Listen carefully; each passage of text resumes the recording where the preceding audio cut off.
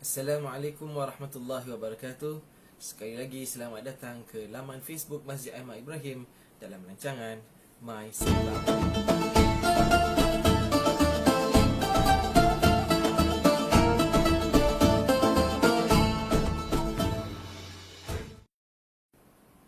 Alhamdulillah, hari ini insya-Allah saya akan berkongsi beberapa hadis Nabi sallallahu alaihi wasallam dan juga beberapa petikan ayat-ayat Allah Subhanahu wa taala yang berkaitan dengan perkara yang berikut. Jika anda melihat dalam gambar ini adalah tabung masjid. Dan tujuan tabung ini adalah untuk menerima sedekah, menerima nazar, menerima sumbangan-sumbangan para jemaah yang ingin mendapatkan pahala yang lebih untuk mendekatkan diri kepada Allah Subhanahu wa taala. Apa kata Nabi sallallahu alaihi wasallam berkaitan dengan bersedekah ataupun menderma? Nabi sallallahu alaihi wasallam pernah bersabda yang bermaksud sedekah itu dapat menghapus dosa sebagaimana air itu memadamkan api. Maka sabda baginda Nabi sallallahu alaihi wasallam, jauhkan dirimu dari api neraka walaupun hanya dengan sedekah sebutir kurma. Di dalam surah Baqarah ayat yang ke-261, perumpamaan orang-orang yang mendermakan sedekah harta bendanya di jalan Allah seperti orang yang menanam sebutir biji yang menumbuhkan 7 untai, dan tiap-tiap untai terdapat 100 biji, dan Allah melipat gandakan balasan kepada orang yang dikehendaki, dan Allah maha luas anugerahnya lagi maha mengetahui.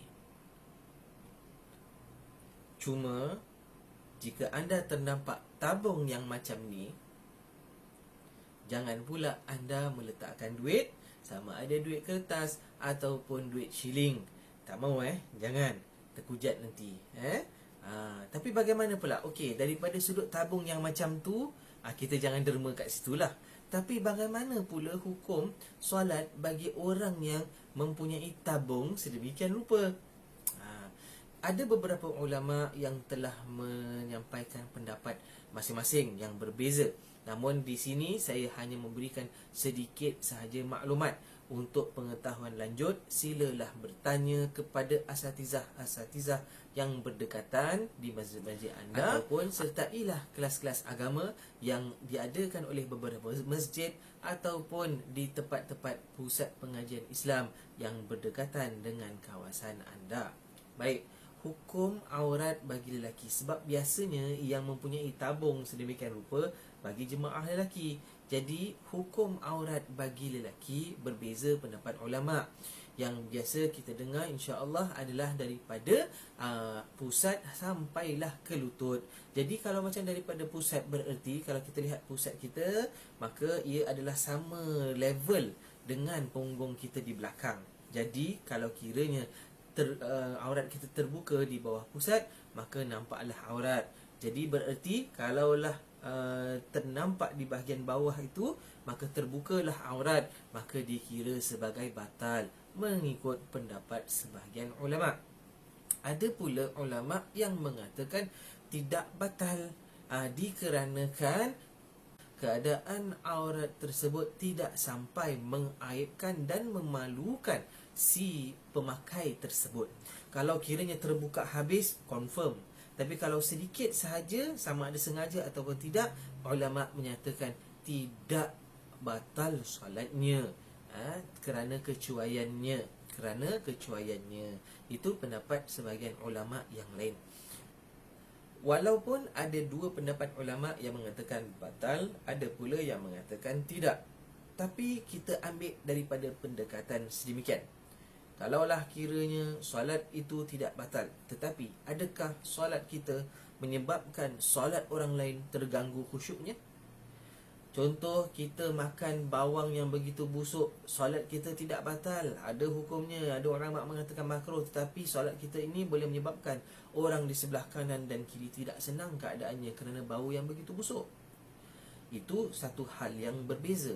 Tetapi bahagian yang demikian, walaupun solat kita tidak batal, ia boleh menyebabkan solat orang lain tidak khusyuk. Baik-baik tengok kiblat at last tengok tabung, nak nets pun tak boleh, nak swipe credit card pun tak boleh, nak letak shilling pun tak boleh, nak letak duit pun tak boleh, semua tak boleh. Tetapi kita ternampak baik-baik khusyuk solatnya, boleh terganggu solat tersebut. Jadi kita adalah penyebab solat orang lain tidak khusyuk. Jadi mahukah sedemikian? Maka elakkanlah waktu solat, jagalah. Sebelum kita menunaikan solat, pastikan keadaan pemakaian kita ini sempurna.